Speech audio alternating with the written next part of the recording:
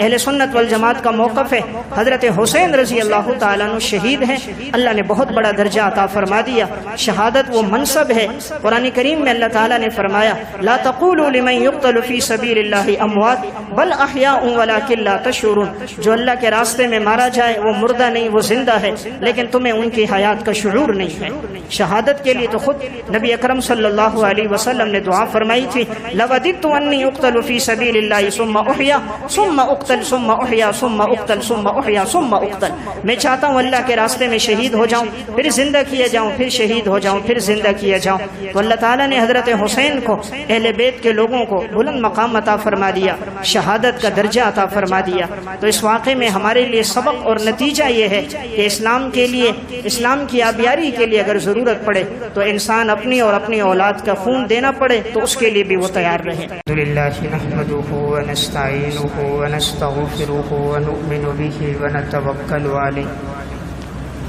ونعوذ باللہ من شرور انفسنا ومن سیئات اعمالنا من يهده الله فلا مضل له ومن يضلل فلا هادي له ونشهد أن لا إله إلا الله وحده لا شريك له ونشهد أن محمدا عبده ورسوله أما بعد فأعوذ بالله من الشيطان الرجيم بسم الله الرحمن الرحيم يا أيها الذين آمنوا استعينوا بالصبر والصلاة إن الله مع الصابرين ولا تقولوا لمن يقتل في سبيل الله أموات بل أحياء ولكن لا تشعرون ولنبلونكم بشيء من الخوف والجوع ونقص من الأموال والأنفس والثمرات وبشر الصابرين وقال النبي صلى الله عليه وسلم الحسن والحسين سيدا شباب أهل الجنة رواه الترمذي وقال النبي صلى الله عليه وسلم هذان ابناي وابنا ابنتي اللهم إني أحبهما فأحبهما وأحب من يحبهما رواه الترمذي وقال النبي صلى الله عليه وسلم إن الحسن والحسين هما ريحانتاي من الدنيا رواہ الترمذی صدق اللہ العظیم۔ میرے انتہائی واجب الاحترام، قابل صد احترام بھائیو، دوستو اور بزرگوں، آج محرم الحرام کی 8 تاریخ ہے۔ محرم الحرام کا مہینہ بڑا ہی بابرکت اور باسعادت مہینہ ہے کہ اسی مہینے سے اسلامی سال کا آغاز ہوتا ہے۔ جس طرح شمسی لحاظ سے مہینے کا آغاز جنوری کے مہینے سے ہوتا ہے، قمری لحاظ سے مہینے کا آغاز اور سال کا آغاز محرم الحرام کے مہینے سے ہوتا ہے۔ محرم کا معنی یہ اسم مفعول کا صیغہ ہے، قابل احترام مہینہ۔ تو یہ ایسا مہینہ ہے کہ اسلام سے پہلے بھی یہ قابل احترام تھا۔ زمانے جاہلیت میں بھی لوگ 4 مہینوں میں آپس میں لڑتے نہیں تھے، ان میں ایک مہینہ محرم کا اور ایک رجب کا اور ایک ذی قعدہ اور ایک ذی الحجہ کا مہینہ۔ اس مہینے کی 10 تاریخ کو یعنی 10 محرم الحرام سن 61 ہجری میں حضرت حسین رضی اللہ تعالیٰ عنہ کی شہادت کا دن ہے، جسے واقع کربلا کہا جاتا ہے۔ حضرت حسن اور حضرت حسین رضی اللہ تعالیٰ عنہما جناب رسول اللہ صلی اللہ علیہ وسلم کے نواسے اور شریعت میں،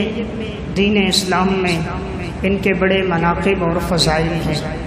نبی اکرم صلی اللہ علیہ وسلم نے بڑی تاکید کے ساتھ ان کے مقام اور مرتبے کو بیان فرمایا۔ سنن ترمذی کی روایت ہے، آپ صلی اللہ علیہ وسلم نے ارشاد فرمایا الحسن والحسین سیدا شباب اہل الجنہ، حسن اور حسین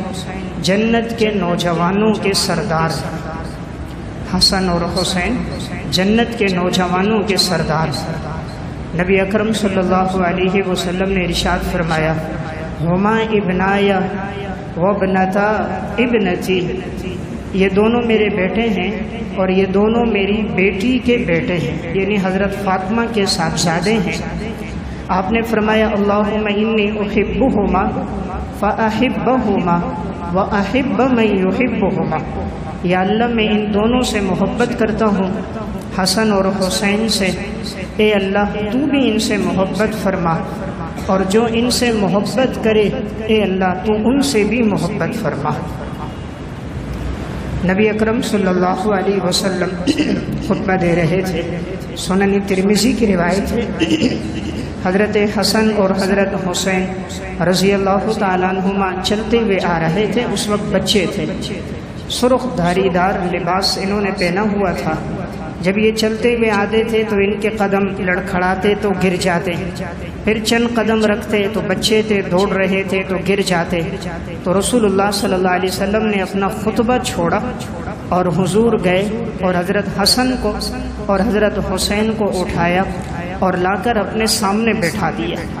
اور فرمایا، اللہ رب العزت نے سچ فرمایا ہے، انما اموالکم و اولادکم فتنہ، انسان کا مال اور انسان کی اولاد انسان کے لیے بڑی آزمائش کی چیز ہے، کہ میں نے اپنے ان بچوں کو دیکھا، یہ دوڑتے ہوئے آتے تھے اور یہ گر جاتے تھے، تو مجھ سے گوارا نہ ہوا، برداشت نہ ہوا، تو میں نے اپنے خطبے کو روک کر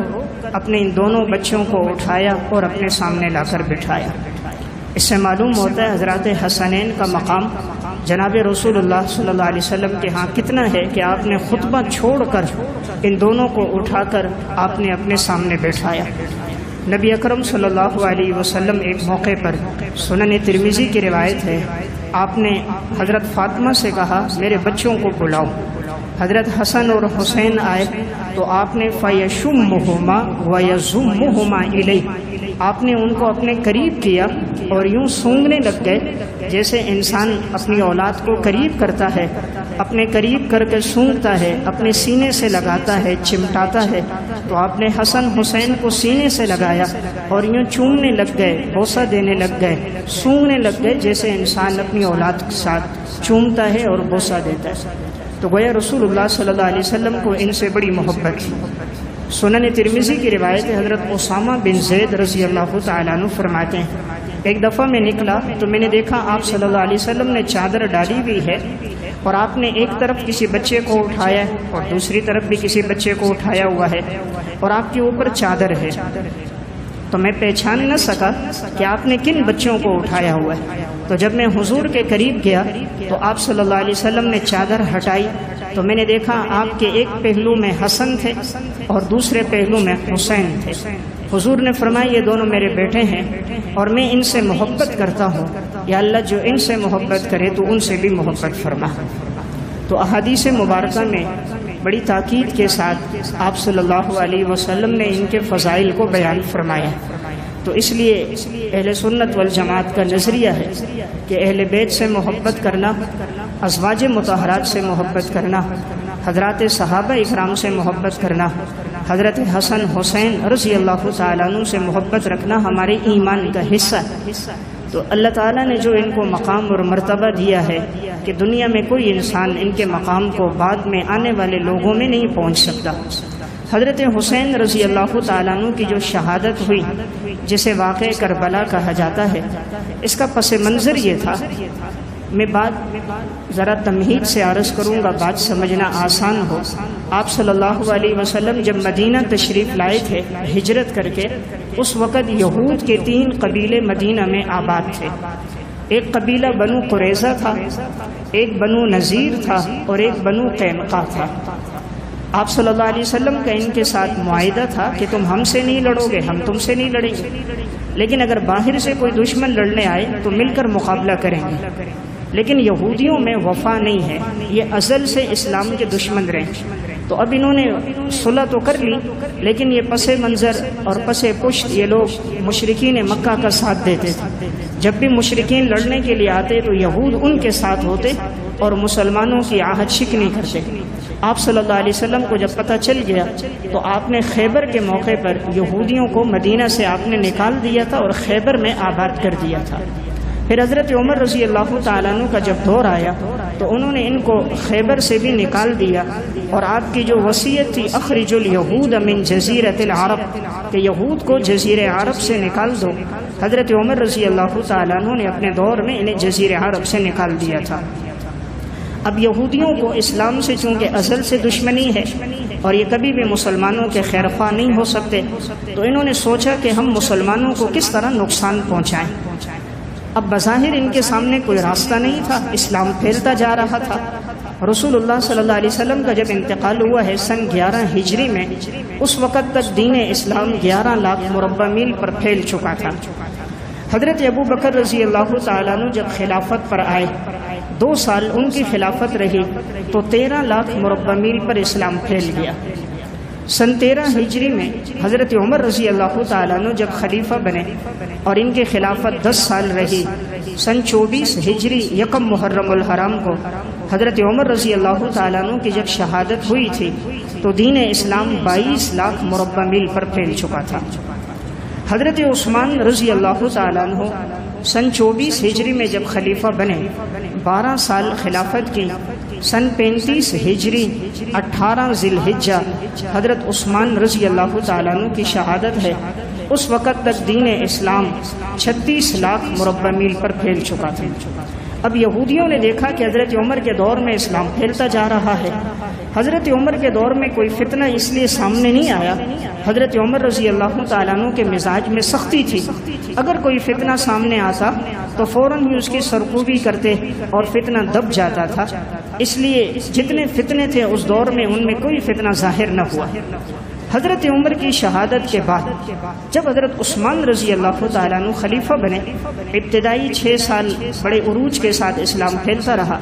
اب ان یہودیوں میں ایک عبداللہ بن سبا یہودی تھا، اس نے دیکھا کہ اسلام تو بڑی تیزی سے بڑھ رہا ہے، یہودیت نصرانیت ختم ہو رہی ہے، تو اس نے سوچا اسلام کو میں کس طرح نقصان پہنچاؤں۔ تو یہ عبداللہ بن سبا ایک شخص تھا تو یہودی، لیکن اس نے اپنے آپ کو مسلمان ظاہر کیا اور کہتا کہ میں مسلمان ہوں۔ بڑا تیز ترار چالاک آدمی تھا، تو جو لوگ نو مسلم ہوتے یہ ان سے ملتا اور ان سے یہ کہتا تھا کہ ہر نبی کا ایک نائب ہوتا ہے، آپ صلی اللہ علیہ وسلم کے جو نائب ہیں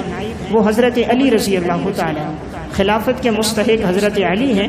حضرت عثمان رضی اللہ تعالیٰ عنہ کو خلافت سے ہٹایا جائے، حضرت علی کو خلافت دی جائے۔ اور اس نے چند نظریے اور بھی گھڑے، جیسے کہ اس کا نظریہ تھا کہ حضرت علی رضی اللہ تعالیٰ عنہ عالم الغیب ہیں، ان کے پاس تمام اختیارات ہیں، جس کو چاہیں اولاد دیں، جس کو چاہیں نفع دیں، نقصان دیں، تو جو اختیارات اللہ کے ہیں وہ اس نے مخلوق کے لیے بھی ماننا شروع کر دیے۔ اب یہ لوگوں کا ذہن بنانا شروع کر رہا تھا۔ حضرت عثمان رضی اللہ تعالیٰ عنہ کے دور میں یہ پہلے مصر گیا، پھر وہاں سے بصرہ گیا، وہاں سے کوفہ گیا۔ جب ایک شہر سے اس کو دربدر کیا جاتا، دوسرے شہر میں جاتا، تیسرے میں جاتا، یہاں تک کہ اس نے چند لوگ اپنے ہم نوا بنا دیے، اس کی ایک جماعت بن گئی۔ حضرت عثمان رضی اللہ تعالیٰ عنہ کے پاس یہ پوری جماعت پھر 35 ہجری میں آئی تھی اور انہوں نے کہا تھا کہ آپ خلافت چھوڑ دو۔ حضرت عثمان نے فرمایا تھا میں خلافت نہیں چھوڑ سکتا، رسول اللہ صلی اللہ علیہ وسلم نے مجھے خود فرمایا تھا کہ کچھ لوگ تم سے کہیں گے خلافت چھوڑ دو، تم نے نہیں چھوڑنا، تم خلافت کی قمیص نہیں اتارنا، اس لیے میں خلافت نہیں چھوڑ سکتا۔ ان سبائیوں نے آپ کے گھر کا محاصرہ کیا، آپ کا کھانا پینا بند کر دیا۔ 40 دن تک حضرت عثمان رضی اللہ تعالیٰ عنہ کو انہوں نے بھوکا پیاسا رکھا ہے، معمولی غذا کے علاوہ آپ کو کچھ نہیں ملتا تھا، اور اس کے بعد ان بدبختوں نے دیوار پھلانگ کرائے اور حضرت عثمان رضی اللہ تعالیٰ عنہ کو 18 ذی الحجہ کو شہید کر دیا۔ اب یہ جو گروہ تھا، یہ گروہ پھر آگے حضرت علی رضی اللہ تعالیٰ عنہ کے لشکر میں شامل ہو گیا۔ اب کچھ لوگ دوسرے لشکر میں بھی شامل ہو گئے، پھر آگے جا کر 2 جنگیں بھی ہوئیں، جسے جنگ جمل اور جنگ صفین کہا جاتا ہے۔ حضرت علی رضی اللہ تعالیٰ عنہ کے دور میں اب سبائی چونکہ تقسیم تھے، یہ چاہتے تھے کہ اسلام آگے نہ پھیلے، مسلمانوں میں انتشار ہو جائے، یہ آپس میں لڑتے رہیں، خانہ جنگی شروع ہو جائے۔ تو حضرت علی رضی اللہ تعالیٰ عنہ کے دور میں انہوں نے خانہ جنگی رکھی اور اسلام کے جو بڑھنے کی رفتار تھی وہ کمزور ہو گئی۔ یہاں تک کہ ان سبائیوں نے اور پھر خوارج میں سے 3 آدمی تھے جنہوں نے مشورہ کیا کہ اسلام کے یہ 3 بڑے صحابہ ان کو شہید کیا جائے، ایک حضرت علی رضی اللہ تعالیٰ عنہ، ایک حضرت امیر معاویہ رضی اللہ تعالیٰ عنہ، اور ایک حضرت عمر بن عاص رضی اللہ تعالیٰ عنہ۔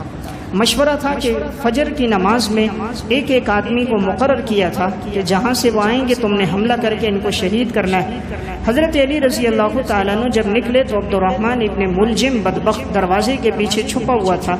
زہر آلود خنجر اس کے پاس تھا۔ حضرت علی رضی اللہ تعالیٰ عنہ پر انہوں نے حملہ کر دیا، حضرت علی زخمی ہو گئے۔ آگے اس کو پکڑ تو لیا گیا لیکن انہی زخموں میں حضرت علی رضی اللہ تعالیٰ عنہ کی سن 40 ہجری 21 رمضان المبارک کو شہادت ہو گئی۔ اور وہ جو 2 صحابہ تھے حضرت امیر معاویہ اور حضرت عمر بن عاص رضی اللہ تعالیٰ عنہ، ان میں سے ایک صحابی تو اتفاق سے اس دن نماز کے لیے نہ آ سکے عذر کی وجہ سے، دوسرے صحابی پہ حملہ کرنا چاہا تو وہ پکڑے گئے اور ان کا وار نہ چل سکا۔ اللہ تعالیٰ نے ان 2 صحابہ کی حفاظت فرما دی خوارج کے ہاتھوں سے۔ حضرت علی کی جب شہادت ہوئی ہے تو 6 مہینے خلافت کی حضرت حسن رضی اللہ تعالیٰ عنہ نے،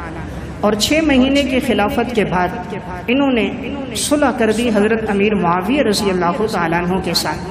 اور نبی اکرم صلی اللہ علیہ وسلم کی وہ جو پیشن گوئی تھی، ان ابنی ھذا سید لعل اللہ ان یصلح بین فئتین عظیمتین من المسلمین، کہ میرا یہ بیٹا سردار ہے اور اللہ تعالیٰ اس کے ذریعے سے 2 مسلمان جماعتوں کے درمیان میں صلح کروائے گا۔ اور 2 مسلمان جماعتیں حضرت امیر معاویہ رضی اللہ تعالیٰ عنہ کی جماعت اور حضرت حسن رضی اللہ تعالیٰ عنہ کی جماعت، ان میں صلح ہو گئی اور وہ جو فتنہ تھا وہ دب گیا۔ اور سن 41 ہجری سے حضرت معاویہ رضی اللہ تعالیٰ عنہ کی خلافت شروع ہو گئی سن 60 ہجری تک۔ 19 سال حضرت امیر معاویہ رضی اللہ تعالیٰ عنہ پھر خلیفہ رہے اور 62,63,000 مربع میل پر اسلام پھیل گیا، یہاں تک کہ ملتان تک کا علاقہ حضرت امیر معاویہ رضی اللہ تعالیٰ عنہ کے دور میں فتح ہوا۔ اب اس وقت کوئی فتنے نہیں تھے اور اسلام بڑھتا جا رہا تھا۔ سن 60 ہجری 22 رجب اور ایک قول سن 4 رجب حضرت امیر معاویہ رضی اللہ تعالیٰ عنہ کے انتقال کا دن، حضرت معاویہ رضی اللہ تعالیٰ عنہ نے اپنے بعد اپنے بیٹے یزید کو خلیفہ بنایا۔ یزید حضرت امیر معاویہ کا بیٹا ہے لیکن یزید صحابی نہیں ہے، حضرت معاویہ کا بیٹا ہے۔ حضرت معاویہ رضی اللہ تعالیٰ عنہ نے حضرت مغیرہ بن شعبہ رضی اللہ تعالیٰ عنہ دیگر بعض صحابہ اور اہل علم سے رائے یہ لی کہ میں ان کو خلیفہ بنانا چاہتا ہوں۔ حضرت امیر معاویہ کا مقصد صرف یہ تھا کہ امت میں جو پہلے انتشار ہے وہ انتشار دوبارہ نہ آ جائے، انتشار کو ختم کرنے کے لیے کہ اس وقت بنو امیہ کی حکومت تھی، شام کے سارے لوگ بنو امیہ کے ساتھ تھے، دمشق کے لوگ بنو امیہ کے ساتھ تھے۔ ان کا مقصد تھا کہ اگر میرا بیٹا رہا تو انتشار نہیں ہوگا اور اس طرح فتوحات کا دروازہ آگے کھلا رہے گا۔ اس وقت اگرچہ بڑے بڑے جلیل القدر صحابہ اکرام موجود تھے، جیسے حضرت ابو بکر صدیق کے بیٹے عبد الرحمن بن ابی بکر، حضرت عمر کے صاحبزادے عبداللہ بن عمر، حضرت عباس کے صاحبزادے حضرت عبداللہ بن عباس، حضرت زبیر کے بیٹے عبداللہ بن زبیر، حضرت علی کے صاحبزادے حضرت حسین رضی اللہ تعالیٰ عنہ جلیل القدر صحابہ موجود تھے۔ حضرت معاویہ کا ان کو خلیفہ بنانا افضل لوگوں کی موجودگی میں مفضول کو خلیفہ اس لیے تھا کہ انتشار نہ ہو، فساد نہ ہو۔ اس وقت تک یزید میں کوئی بات ایسی ظاہر نہیں ہوئی تھی کہ جو شرع کے خلاف ہو، تو انہوں نے نیک نیتی سے بنایا تھا، مستقبل کا علم تو انہیں تھا نہیں، وہ یہ سمجھے کہ انتشار نہیں ہوگا، اس لیے انہوں نے خطبے میں بھی کہا کہ یا اللہ میرا مقصد اس کو بنانے کا ہے کہ امت میں انتشار نہ ہو، لیکن اگر یہ اس کا اہل نہیں ہے تو خلافت سے پہلے اس کو موت آ جائے اور یہ چلا جائے۔ حضرت معاویہ نے صرف اس لیے بنایا کہ انتشار نہ، بات کے حالات کا علم ان کے سامنے نہیں تھا اور اس وقت تک کوئی بات ان میں ایسی نہیں تھی جو شرع کے برخلاف ہو۔ حضرت معاویہ نے ان کو اپنا نائب بنا دیا۔ حضرت معاویہ کے بعد 4 سال یزید کی خلافت رہی ہے، اس کے بعد یزید کا انتقال ہوا سن 64 ہجری میں۔ یزید نے اب لوگوں سے بیعت لینے کے لیے سب کو حکم لکھا کہ میرے لیے بیعت لو۔ اس وقت مدینہ کے اندر جو گورنر تھے وہ تھے ولید بن عتبہ، اور جو کوفہ کے گورنر تھے وہ نعمان بن بشیر رضی اللہ تعالیٰ عنہ تھے، وہ صحابی تھے۔ ولید بن عتبہ نرم مزاج کے تھے، تو اس نے ان سے کہا کہ تم ان بڑے بڑے صحابہ سے خصوصاً بیعت لے لو، کہ میرے حق میں بیعت لو کہ وہ میرے لیے بیعت کریں کہ میں خلیفہ ہوں۔ ولید بن عتبہ نے عبداللہ بن زبیر کو بلایا، حضرت حسین کو بلایا کہ اس طرح حکم ہے کہ آپ بیعت کرو۔ انہوں نے کہا کہ ہم سوچ کر جواب دیں گے۔ یہ دونوں حضرات چلے گئے، انہوں نے بیعت نہیں کی۔ عبداللہ ابن عمر نے حالات دیکھے کہ لوگ بیعت کر رہے ہیں، تو انہوں نے چاہا کہ انتشار نہ ہو، کہ لوگوں نے اگر بیعت کر لی تو انہوں نے بھی پھر بیعت کر لی۔ لیکن یہ جو دو بڑے صحابہ ہیں، ایک صدیق اکبر کے نواسے عبداللہ بن زبیر، ایک حضرت نبی اکرم صلی اللہ علیہ وسلم کے نواسے حضرت حسین، ان دونوں نے بیعت نہیں کی، اور رات کے وقت یہ دونوں مدینہ سے نکلے اور مکہ آ گئے، دونوں مکہ آ گئے۔ اب مکہ کے اندر ان دنوں میں حج کے ایام شروع ہونے والے تھے، تو حج کے ایام شروع ہو رہے ہیں، قافلوں کا آنا جانا شروع ہو گیا۔ ادھر یزید کو پتہ چلا کہ انہوں نے بیعت نہیں کی، تو یزید نے اس وقت گورنر تبدیل کر دیا، اور اس نے عمر بن سعید الاشدق، یہ ایک نہایت فاسق آدمی تھا، اس کو گورنر بنا دیا کہ تم سختی کرو اور ان سے میرے لیے بیعت لو۔ وہ ان کے پاس گئے، ان سے کہا، ان دونوں حضرات نے بیعت نہیں کی۔ اب مکہ میں خلافت عبداللہ بن زبیر رضی اللہ تعالیٰ عنہ کی تھی، حضرت حسین رضی اللہ تعالیٰ عنہ مکہ میں تھے۔ اب کوفہ سے ان لوگوں نے خطوط لکھنا شروع کر دیے، جب دیکھا کہ حضرت حسین نے بیعت نہیں کی تو ان کے خطوط آنا شروع ہو گئے،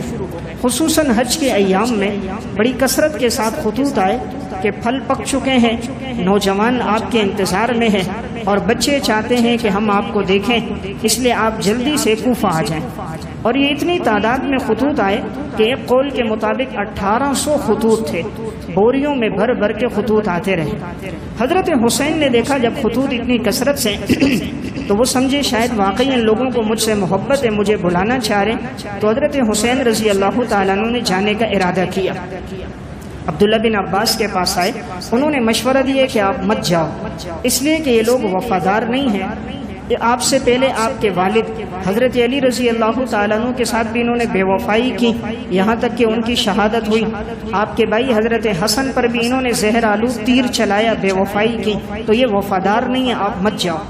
حضرت حسین رضی اللہ تعالیٰ عنہ نے فرمایا، انہوں نے مجھے اتنی کثرت سے خطوط لکھے ہیں، پھر فرمایا کہ میں اس لیے جا رہا ہوں کہیں ایسا نہ ہو میری وجہ سے یہاں مکہ میں یا مدینہ میں خون خرابہ ہو اور حرمین کا تقدس پامال ہو، تو اگر میری کہیں اور شہادت ہو جائے تو وہ بہتر ہے اس سے کہ حرمین کے اندر خون بہہ جائے۔ حضرت حسین رضی اللہ تعالیٰ عنہ نے حالات کے جائزے کے لیے مسلم بن عقیل کو، جو ان کے چچزاد تھے، ان کو بھیجا کہ تم جا کر حالات دیکھو کہ وہاں کے لوگوں کو واقعی محبت ہے یا نہیں ہے۔ مسلم بن عقیل یہاں سے چلے کوفہ پہنچے۔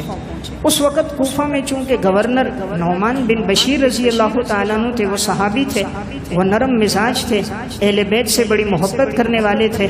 تو جب یہ پہنچے تو لوگوں نے ان کے ہاتھ پر بیعت کی، بڑی کثرت سے لوگ ان کے ہاتھ پر بیعت کر لی۔ تو انہوں نے خط لکھا کہ حالات ٹھیک ہیں، حضرت حسین سے فرمایا آپ آنا چاہتے ہو تو آ جاؤ، اس لیے کہ لوگ بیعت کر رہے تھے، ظاہر میں کوئی ایسی بات نہیں تھی۔ اب جب یہ خط وہاں سے روانہ ہوا تو خط کے پہنچتے پہنچتے تقریباً 2.5 سے 3 ہفتے لگ گئے۔ اب یہ خط یہاں پہنچا حضرت حسین رضی اللہ تعالیٰ عنہ، تو اس وقت سن 60 ہجری تھی، ذی الحجہ کا مہینہ تھا، تو 4 ذی الحجہ اور بعض کا قول 8 ذی الحجہ حضرت حسین اپنے اہل بیت کے ساتھ، بچوں کے ساتھ، بچیوں کے ساتھ، گھر والوں کے ساتھ، حضرت حسن کی اولاد، مسلم بن عقیل کی اولاد، ان کو ساتھ لے کر نکلے۔ تقریباً یہ 72 افراد تھے۔ تو چونکہ خط میں تھا کہ موسم اچھا ہے، وہاں کے لوگوں کی آپ سے محبتیں، ہر ایک چاہ رہا ہے کہ آپ آ جاؤ، تو حضرت حسین یہاں اس ارادے سے چلے گئے۔ ادھر جیسے ہی یزید کو پتہ چلا کہ مسلم بن عقیل کے ہاتھ پر اتنے لوگوں نے بیعت کی ہے، تو یزید نے فوراً ہی گورنر کو تبدیل کر دیا۔ جو صحابی رسول گورنر تھا نعمان بن بشیر، ان کو ہٹا کر عبیداللہ بن زیاد کو گورنر بنا دیا۔ یہ پہلے بصرہ کا تھا، اس کو کوفہ کا بھی گورنر بنا دیا۔ عبیداللہ بن زیاد ایک فاسق آدمی گزرا ہے، اور یہ بڑا سخت دل تھا، اور اہل بیت کے لیے اس کے دل میں کوئی تعظیم اور محبت نہیں تھی۔ تو یہ جیسے ہی کوفہ میں آیا، اس نے نقاب کیا ہوا تھا، داخل ہوا، نقاب اتارا اور اس نے وہ پروانہ دکھایا کہ مجھے گورنر بنا دیا گیا، اب جس نے ان کا ساتھ دیا تو میں اس کو قتل کروں گا۔ یزید نے خط میں ان کو کہا تھا کہ جو بھی ان کا ساتھ دے تم ان کو پکڑو، جیل میں ڈالو، باز نہ آئے تو سختی سے نمٹو اور قتل کر دو۔ نعمان بن بشیر صحابی کو ہٹایا تو یزید کی بڑی غلطی تھی کہ صحابی رسول کو اس نے گورنری سے ہٹا کر اور ایک فاسق آدمی کو اس نے گورنر بنا دیا۔ عبید اللہ بن زیاد نے اب مسلم بن عقیل کی گرفتاری کے لیے کہا۔ مسلم بن عقیل ہانی بن عروہ کے ہاں ٹھہرے، یہ نیک صالح انسان تھا، اس نے اس وجہ سے کہ یہ اہل بیت میں سے ہیں تو انہوں نے ان کو اپنے گھر ٹھہرایا۔ عبید اللہ بن زیاد نے کہا کہ جس کے پاس بھی ہوگا میں اس کو قتل کروں گا، تو عبید اللہ نے ہانی بن عروہ کو گرفتار کیا۔ مسلم بن عقیل ان کی مدد کے لیے اپنے ساتھ لشکر لے کر گئے، اس وقت تقریباً 4000 لوگ ان کے ساتھ تھے۔ عبید اللہ بن زیاد جب اپنے محل کے اوپر چڑھا تو اس نے اوپر سے کہا میں تم سب لوگوں کو پہچانتا ہوں، جنہوں نے ان کا ساتھ دیا میں ایک ایک کر کے بعد میں قتل کر دوں گا۔ اب ان سب کوفیوں نے دیکھا تو کوفیوں میں تو وفا نہیں ہے، تو یہ سب پیچھے ہٹنا شروع ہو گئے۔ کہاں شروع میں 18,000، پھر 12,000، پھر 4,000، اور رفتہ رفتہ صرف 4 آدمی ساتھ رہ گئے۔ اور جب اس کی دھمکیاں سنی اور اس کے مزاج کی شدت تو ان 4 نے بھی ساتھ چھوڑ دیا۔ اب مسلم بن عقیل اکیلے رہ گئے۔ اب یہ گلیوں میں ہوتے تھے، کہیں رات کا وقت تھا کہ مجھے کہیں پناہ مل جائے تاکہ میں یہاں ٹھہروں اور خط لکھوں حضرت حسین کو کہ آپ مت آؤ۔ اب حضرت حسین کو پہلا والا خط پہنچ چکا تھا کہ حالات سازگار ہیں، آپ آ جاؤ، تو حضرت حسین اپنے بچوں کو لے کر وہاں سے نکل چکے تھے۔ اب جب یہ مدینہ وہاں کی گلیوں میں اکیلے تھے مسلم بن عقیل، تو ایک عورت نے ان کو اپنے پاس ٹھہرایا، لیکن اس عورت کا جو بیٹا تھا وہ محمد بن اشعث سے تعلقات رکھتا تھا۔ محمد بن اشعث عبید اللہ بن زیاد کا خاص بندہ تھا۔ اس نے جا کر کہا تمہیں جس کی تلاش ہے وہ مسلم بن عقیل تو رات کو ہمارے گھر میں ٹھہرا ہوا تھا۔ اس نے جا کے مخبری کی، جاسوسی کی، تو عبید اللہ کے لوگ آئے، بدبختوں نے مسلم بن عقیل کو پکڑ لیا اور بڑی بے دردی کے ساتھ عبید اللہ بن زیاد نے انہیں شہید کر دیا اور ان کی لاش کو اوپر قلعے کے اوپر سے، محل کے اوپر سے نیچے پھینکا اور کہا اگر کسی نے ان کا ساتھ دیا تو اس کے ساتھ بھی یہی ہوگا۔ تو کل تک جو کوفی 18,000 تھے، 12,000 تھے، اب سب نے ساتھ چھوڑ دیا۔ اب یہاں سے حضرت حسین تو نکل چکے ہیں پہلے خط کی بنیاد پر کہ حالات ٹھیک ہیں۔ جب حضرت حسین وہاں تک پہنچے جس جگہ کا نام کربلا ہے، وہاں پہنچے اور انہیں اطلاع ملی کہ مسلم بن عقیل تو شہید ہو گئے۔ اب انہوں نے سوچا کہ واپس جائیں یا آگے جائیں، چونکہ ہتھیار ساتھ پاس نہیں تھے، لڑنے کے ارادے سے تو یہ حضرات آئے نہیں تھے، لڑنا مقصود ہی نہیں تھا۔ اگر لڑنا چاہتے تو بچیوں کو، گھر والیوں کو، عورتوں کو ساتھ نہ لاتے۔ وہ تو اس لیے لائے تھے کہ ان کوفہ والوں نے خطوط لکھے تھے اور انہوں نے بلایا تھا۔ تو حضرت حسین جو وہاں سے نکلے ہیں سن 60 ہجری 4 ذی الحجہ، یہاں جب پہنچے ہیں تو 4 محرم ہے اور بعض کا قول ہے 7 محرم تھے۔ یہ 30 منازل بنتی ہے اور ایک منزل کا راستہ ایک دن میں طے ہوتا تھا، تو 30 دنوں میں یہ راستہ طے ہوا۔ جب اس جگہ پر پہنچ گئے اور حضرت حسین کو پتہ چل گیا مسلم بن عقیل شہید ہو گئے، اب انہوں نے چاہا کہ واپس لوٹ جائیں۔ تو مسلم بن عقیل کے جو بھائی تھے اور ان کے بھتیجے تھے انہوں نے کہا نہیں ہم بدلہ لیں گے، انہوں نے ہمارے بھائی کو بڑی بے دردی سے شہید کیا، بغیر بدلہ لیے ہم واپس نہیں جائیں گے۔ حضرت حسین رضی اللہ تعالیٰ عنہ نے فرمایا اگر آپ لوگ بدلہ لوگے تو میں بھی بدلہ لوں گا۔ اب حضرت حسین ان کے ساتھ چلے۔ عبید اللہ بن زیاد چونکہ میں نے عرض کیا ایک فاسق فاجر انسان تھا، اس نے حر بن یزید تمیمی کو 1000 کا لشکر دیا کہ ان کو آگے بڑھنے نہیں دو اور ان کا مقابلہ کرو،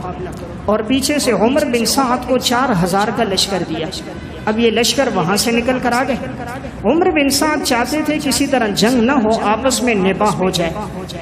لیکن عبید اللہ بن زیاد فاسق تھا، یہ چاہتا تھا میرے ہاتھ پر بیعت ہو۔ جب وہ ان کا پورا لشکر سامنے آ گیا، اب کہاں 4000 افراد، کہاں 1000 اور کہاں صرف 72 آدمی کہ جن کے پاس اس وقت اسلحہ اور ہتھیار بھی ساتھ نہیں۔ حضرت حسین رضی اللہ تعالیٰ عنہ نے وہاں خطبہ دیا اور جتنے خطوط تھے وہ بوریاں کھولی اور سارے خطوط نکالے اور ایک ایک کر کے وہ خطوط پڑھے کہا فلاں نے مجھے خط لکھا، فلاں نے خط لکھا، فلاں نے خط لکھا، تم لوگوں نے مجھے بلایا تھا کہ حالات سازگار ہیں، آؤ، میں تو تمہارے خطوط پر آیا، تمہاری دعوت پر آیا، اب تم لوگ مجھ سے لڑنے کے لیے تیار ہو گئے، اگر تمہیں لڑنا تھا تو تم مجھے پہلے بتا دیتے، میں اپنے بچوں کو، گھر والوں کو ساتھ نہ لاتا۔ پھر حضرت حسین رضی اللہ تعالیٰ عنہ نے 3 باتیں ان کے سامنے رکھی، یہ شیعہ سنی دونوں کتابوں میں یہ بات ہے، 3 باتیں رکھی، یا تو نمبر 1 مجھے یزید کے پاس جانے دو، میں خود اس سے اپنا معاملہ طے کروں گا، یا نمبر 2 مجھے واپس لوٹنے دو، میں مدینہ واپس اپنے بچوں کے ساتھ لوٹ جاتا ہوں، اور یہ نمبر 3 مجھے کسی اسلامی سرحد پہ جانے دو، میں کفار سے لڑوں، جہاد کروں، تم تو اپنے آپ کو مسلمان کہتے ہو، تمہیں نہیں چاہتا کسی مسلمان سے میں لڑوں۔ اب جب یہ باتیں عمر بن سعد نے سنی، وہ چاہتے تھے کہ بات صلح کی طرف جائے، لیکن ایک بدبخت تھا عمر بن ذوالجوشن، جو عبید اللہ بن زیاد کا نائب تھا، اور عبید اللہ اسی کے مشورے سے سب کچھ کرتا تھا، اس نے چاہا کہ یہ صلح کسی طرح نہ ہو۔ حر بن یزید نے بھی کہا کہ اگر یہ باتیں کوئی غیر مسلم کرتا تم اس کی بات مان لیتے، جب یہ تینوں باتیں حضرت حسین نے کہی ہیں تم ان کو مان لو، لیکن وہ لوگ ماننے پر پکے نہ ہوئے، تو اسی وقت حر بن یزید نے کہا اگر تم ان کے ساتھ لڑو گے، تو وہ گھوڑے پر بیٹھے حضرت حسین کے لشکر کی طرف آ گئے، فرمایا میں حضرت حسین کے ساتھ ہوں۔ اس موقع پر عبید اللہ بن زیاد کے لشکر سے ہٹ کر حضرت حسین رضی اللہ تعالیٰ عنہ کے لشکر میں حر بن یزید تمیمی شامل ہو گئے۔ عبید اللہ بن زیاد کو پتہ چلا اس نے تینوں باتیں نہ مانی، اس نے ایک بات کی کہ حضرت حسین سے کہو میرے ہاتھ پر بیعت کرے، اور میرے ہاتھ پر بیعت کرے، جتنے ہیں یہ سب میرے پاس آئیں گے، یعنی مقصد تھا معاذ اللہ یہ قیدی بن کر آئیں اور میری امارت کو تسلیم کریں، میری گورنری کو تسلیم کریں، میرے ہاتھ پر بیعت کریں۔ حضرت حسین نے فرمایا تھا میں ابن مرجانہ کے ہاتھ پر بیعت نہیں کر سکتا، اور حضرت حسین کی بات ٹھیک تھی، کہاں عبید اللہ بن زیاد جیسا فاسق اور لعین انسان، اور کہاں حضرت حسین جو سیدہ شباب اہل الجنہ، جنت کے نوجوانوں کے سردار، وہ کیسے ایک فاسق فاجر آدمی کے ہاتھ پر بیعت کر لے؟ فرمایا میں یہ نہیں کر سکتا۔ تو اس نے عمر بن سعد سے کہا اگر یہ لوگ بیعت نہ کریں ان کا پانی بند کر دو۔ اب جہاں سے پانی آنا تھا تو وہاں پر انہوں نے سب اپنے سپاہی کھڑے کر دیے، 4000 کا لشکر تھا، تو کہیں سے پانی نہیں آنے دیتے تھے، انہوں نے ان کا پانی بند کر دیا، کھانا بند کر دیا۔ اب ان کے پاس جو کھانا تھا وہ تو ختم ہو گیا، اس لیے کہ میں نے عرض کیا 1 مہینے کا سفر طے کر کے آئے ہیں، 4 ذی الحجہ سے لے کر 4 محرم تک جو کوئی توشہ تھا وہ تو تقریباً ختم ہو گیا، جو کوئی پانی تھا وہ بھی ختم ہو گیا۔ اب ان ظالموں نے پانی بھی بند کر دیا، کوئی پانی لاتا یہ تیر مار کے مٹکا توڑ دیتے تو پانی پہنچنے نہیں دیتے تھے۔ اب ان کوفیوں نے دیکھا حضرت حسین کے پاس خطوط ہیں، اور اگر یہ خطوط یزید تک پہنچ گئے، یزید تو ہمیں نہیں چھوڑے گا کہ تم نے خطوط لکھ کر بلایا ہے، تو یہ چاہتے تھے کسی طرح یہ خطوط بھی جل جائیں اور معاذ اللہ حضرت حسین بھی شہید ہو جائیں، تاکہ یزید اور عبید اللہ کے سامنے ہمارے نام نہ پہنچیں کہ کنہوں نے ان کو بلایا۔ اب یہ جو 4000 کا لشکر تھا، حضرت حسین نے خطبہ دیا پھر ان کے سامنے، اور ان کو دعوت دی کہ ہم اس مقصد کے لیے نہیں آئے، ہم نہیں چاہتے کہ خون خرابہ ہو، لیکن عمر بن ذوالجوشن بدبخت نے ایک سے کہا، انہوں نے سب سے پہلا تیر مارا۔ حضرت حسین رضی اللہ تعالیٰ نے جبہ پہنا ہوا تھا، یہ تفصیلات البدایہ والنہایہ میں، تو جیسے اس نے تیر مارا حضرت حسین کے جبے میں پیچھے کمر میں تیر لگا، لیکن معمولی زخم ہوا، زیادہ نہیں ہوا، تو اس نے پھر ذوالجوشن نے کہا کہ حملہ کر دو۔ اب جب یہ حملہ ہوا تھا 8 محرم سے، اب یہاں پر اہل بیت کے جو افراد تھے ان میں سے حضرت حسین کے ساتھ ان کے 6 بھائی تھے، حضرت علی رضی اللہ تعالیٰ عنہ کے بیٹے، ان میں ایک عباس تھے جن کے پاس علم تھا، جھنڈا تھا، ایک جعفر تھے، ایک محمد تھے، ایک ابو بکر تھے، ایک عثمان تھے اور ایک عبداللہ تھے،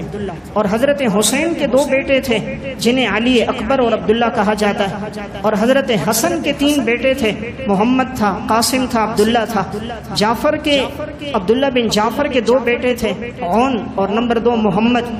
مسلم بن عقیل کے 3 بھائی موجود تھے، عبداللہ تھا، عبد الرحمن تھا اور قاسم تھا، یہ سب اہل بیت کے لوگ ہیں، اہل بیت کا خاندان ہے، خصوصاً حضرت حسن کی اولاد، حضرت حسین کی اولاد، حضرت علی رضی اللہ تعالیٰ عنہ کی اولاد، لیکن ان بدبختوں نے اب تیر اندازی شروع کر دی۔ حضرت حسین آخری وقت تک چاہتے رہے کہ بات ہو جائے، لیکن ان ظالموں نے ایک بات نہ مانی، حضرت حسین کے ہاتھ میں ان کا چھوٹا بچہ تھا جو پیاسا تھا، پیاس سے بلک رہا تھا، تو انہوں نے کہا تم نے چلو ہم پر پانی بند کیا، ان عورتوں بچوں کو تو پانی دے دو۔ تو ان میں ایک ظالم نے، سنان نے ایک تیر مارا، وہ اس بچے کی گردن میں لگا جو بچہ حضرت حسین کے ہاتھوں میں تھا، اور وہ خون ان کے پورے ہاتھوں میں آیا اور بچے شہید ہو گیا۔ حضرت حسین رضی اللہ تعالیٰ عنہ نے اس وقت آسمان کی طرف ایک نگاہ ڈالی اور کہا یا اللہ، ان لوگوں نے ہمیں بلایا اور آج اتنی بے دردی کے ساتھ ہماری اولاد کو یہ شہید کر رہے ہیں، مولا کریم تو ہی ان سے نمٹ لینا۔ حضرت حسین کی بد دعا تھی، اور ان کی بہن حضرت زینب بنت علی، جس وقت اہل بیت کے لوگوں کو شہید کیا گیا تھا اور یہ لوگ اپنا سینہ کوبی کر رہے تھے، ماتم کر رہے تھے، اس وقت حضرت زینب نے کہا تھا بلایا تم نے، خطوط تم نے لکھے، اور پھر تم نے آ کر ہمارے ساتھ عہد شکنی کی، اور تم نے آ کر ہمارے مقابلے میں کھڑے ہو گئے، اور اب تم کہتے ہو کہ ہمیں ان سے محبت ہے، اپنا سینہ پیٹتے ہو، قیامت تک ایسا رہے کہ تم اپنے سینوں کو پیٹتے رہو۔ حضرت حسین نے جب دیکھا بیٹا شہید ہو گیا، اب چونکہ ہتھیار تو ساتھ اتنے تھے نہیں، مقابلے کے ارادے سے تو یہ حضرات نکلے نہیں، لیکن ان دنوں میں بھی حضرت حسین سے ایک نماز نہیں چھوٹی۔ جتنے اہل بیت کے لوگ تھے، جنگ ہوتی تھی لیکن این بھوک کی حالت، پیاس کی حالت، لیکن نماز کا وقت ہو جاتا پانی بند کر دیا، تیمم کر کے نماز پڑھتے۔ جب نماز کا ٹائم ہو جاتا حضرت حسین کھڑے ہو جاتے، امامت کرواتے، نماز پڑھتے تھے۔ ان 3 دنوں میں کوئی نماز آپ سے نہیں چھوٹی۔ 10 محرم آپ کی شہادت ہے، لیکن ان دنوں میں کوئی نماز آپ سے نہیں چھوٹی، یہاں تک کہ حافظ بن کثیر لکھتے ہیں راتوں کو اٹھ کر بھی روتے تھے اہل بیت کے یہ لوگ کہ مولا کریم ان ظالموں نے بلایا اور آج یہ لوگ ہمارے ساتھ یہ کر رہے ہیں۔ بڑی عجز و انکساری کے ساتھ وہ وقت ان کا گزرا۔ آخر یہ بدبخت مقابلے کے لیے جب آئے، حضرت حسین کے ہاتھ میں 2 تلواریں تھیں، جو کوئی سامنے آتا تو قتل کر دیتے۔ اس فوج کے 88 آدمی اہل بیت کے ہاتھوں قتل ہو گئے، 88 آدمی۔ اب سب نے دیکھا کہ ان کا مقابلہ کرنا مشکل ہے۔ آخر حضرت حسین جب نماز کے لیے کھڑے ہوئے ہیں تو پھر ایک تیر مارا ہے عمر بن ذوالجوشن نے، اس کے بعد پھر ایک تیر مارا ہے سنان بن انس نے۔ حضرت حسین جب گرے ہیں نیچے تو بدبخت تھا خولی بن یزید تمیمی، یہ خبیث آگے بڑھا اور اس کے ہاتھ میں تلوار تھی۔ حضرت حسین زخمی حالت میں تھے، بھوک کی اور پیاس کی حالت میں تھے، اور اس نے تلوار ماری۔ حضرت حسین رضی اللہ تعالیٰ عنہ کا سر اقدس جدا ہو گیا اور آپ کی یہ شہادت ہو گئی۔ یعنی اس امت میں ان سے مقدس خون اور لہو کسی کا نہیں ہوگا جو مقدس خون اور لہو اسلام کی آبیاری کے لیے ان لوگوں کا بہا۔ ان میں سے بعض بدبخت خیموں کو بھی جلانا چاہتے تھے، اور زین العابدین صرف ایک بچے ہیں جس سے حضرت حسین کی آگے اولاد اور نسل چلی ہے، وہ اس وقت بیمار تھے، عمر 22 یا 23 سال تھی جب انہیں شہید کرنے لگے۔ خولی بن یزید، عمر بن ذوالجوشن آگے بڑھے تو حضرت زینب بنت علی جو حضرت حسین کی بہن ہے اور زین العابدین کی پھوپھی ہیں، انہوں نے اس بچے کو اپنے سینے سے لگایا، کہا اگر اس کی طرف کوئی ہاتھ بڑھا تو پہلے مجھے شہید کرے گا پھر اس کو۔ کہا تم نے تو ہمارا کوئی فرد نہ چھوڑا، ہمارے جتنے افراد تھے تم بدبختوں نے انہیں مار دیا۔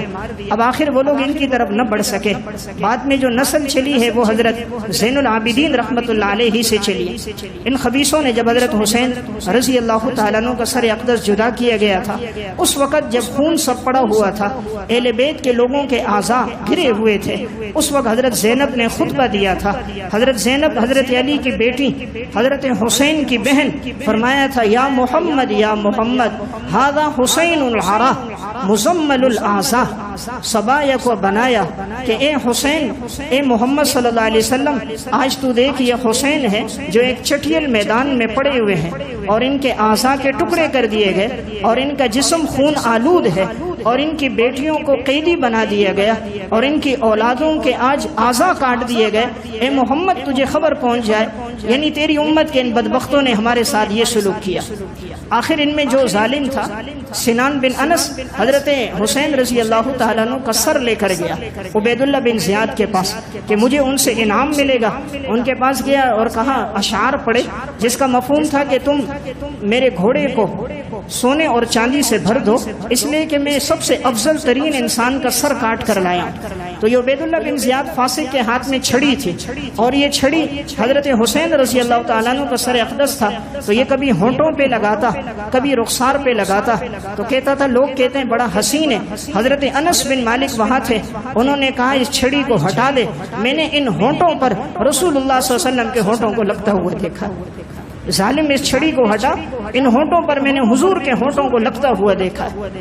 اور جب حضرت حسین کا سر یزید کے پاس لے جایا گیا تھا تو اس وقت اس کے ہاتھ میں بھی چھڑی تھی اور وہ ان کے ہونٹوں کو رخسار کو چھڑی کے ساتھ ٹٹول رہا تھا۔ ابو برزہ اسلمی نے کہا تھا یہاں سے چھڑی ہٹا دے، میں نے ان رخساروں پر ان ہونٹوں پر رسول اللہ صلی اللہ علیہ وسلم کے ہونٹوں کو لگتا ہوا دیکھا ہے۔ اللہ تعالیٰ نے اہل بیت کے لوگوں کو تو مقام دے دیا، مرتبہ دے دیا، شہادت کا درجہ عطا فرما دیا، لیکن ان میں سے کوئی پھر بچا نہیں۔ یہی عبید اللہ بن زیاد سنن ترمذی میں ہے، جب یہ مرا تو اس کا سر بھی کاٹا گیا، اس کا سر بھی یوں رکھا ہوا تھا، اچانک ایک سانپ آیا اور اس کے ناک کے نتنوں میں داخل ہو گیا، اندر رہا، پھر کان سے نکلا، پھر داخل ہوا، پھر نکلا، 3 مرتبہ اژدہا اس کے ناک میں داخل ہوا اور نکلا ہے۔ اللہ نے موت سے پہلے اس کو ذلیل اور رسوا کر دیا۔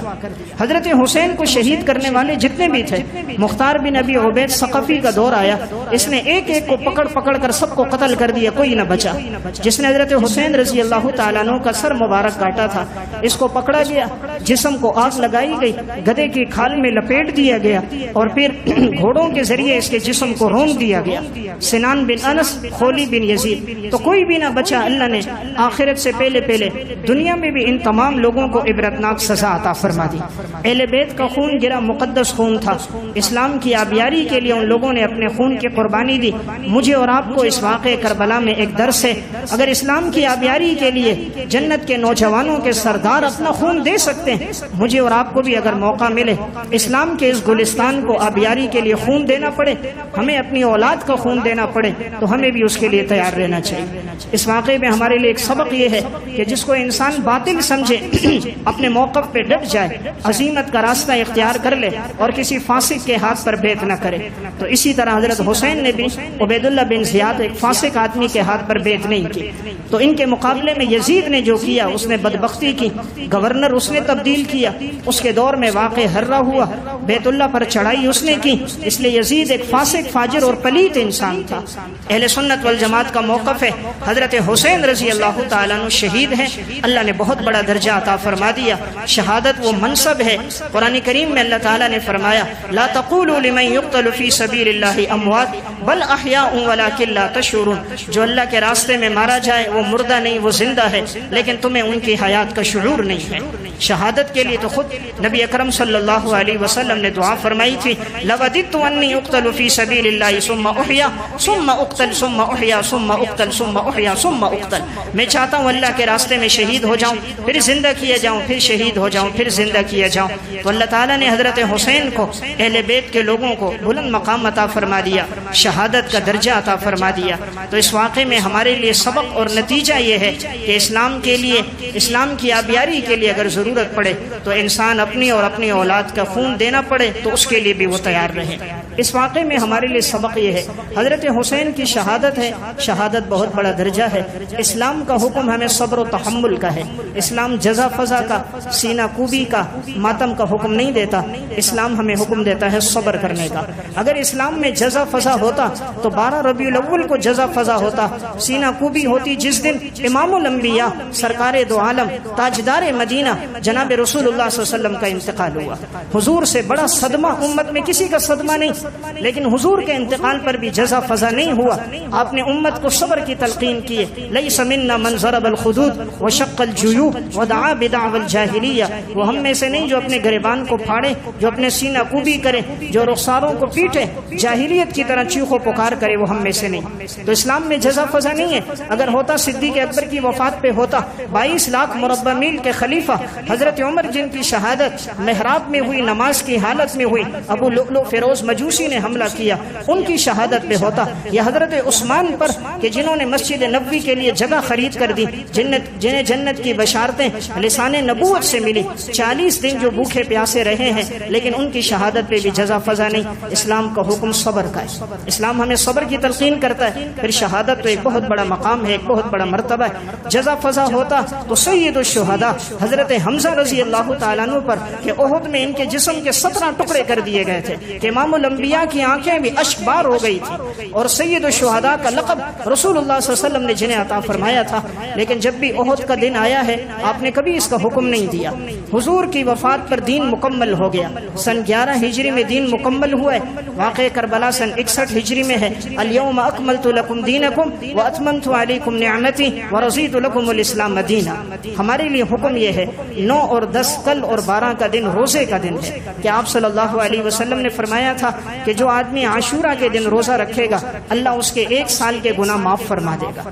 پھر آپ نے دیکھا یہود بھی رکھتے ہیں تو آپ نے تمنا کی اگر میں آئندہ سال زندہ رہا میں 9 10 یا 10 11 کو روزہ رکھوں گا. تو شریعت کا حکم روزہ رکھنے کا ہے. اللہ نے کسی کو توفیق دی ہو تو کل اور پرسوں یا پرسوں اور ترسوں 2 دن روزہ رکھا جائے. روزہ رکھنے کا بڑا اجر و ثواب احادیث میں آیا ہے. بعض لوگ ان دنوں میں کوئی کھانا تقسیم کرتے ہیں, حلیم ہے, بریانیاں ہیں, مختلف سبیلیں لگاتے ہیں. اس کا شریعت میں کوئی جواز نہیں ہے, حضرات صحابہ اور سلف سے منقول نہیں ہے. اس لیے اس بدعت سے اجتناب کیا جائے. ممکن ہو تو آدمی ان دنوں میں روزہ رکھے, صبر کرے, ان حضرات کے مقام اور مرتبے کی بلندی کے لیے دعا کرے, اور اپنے لیے بھی ہماری دعا ہو کہ اللہ تعالی ہمیں بھی سعادت کی زندگی عطا فرمائے. اور جب اسلام کی آبیاری کے لیے ہماری اولاد کی جان دینے کی, خون دینے کی باری ہو تو اللہ ہمیں بھی توفیق عطا فرمائے اور شہادت کا درجہ عطا فرمائے. وآخر دعوانا الحمدللہ رب العالمین.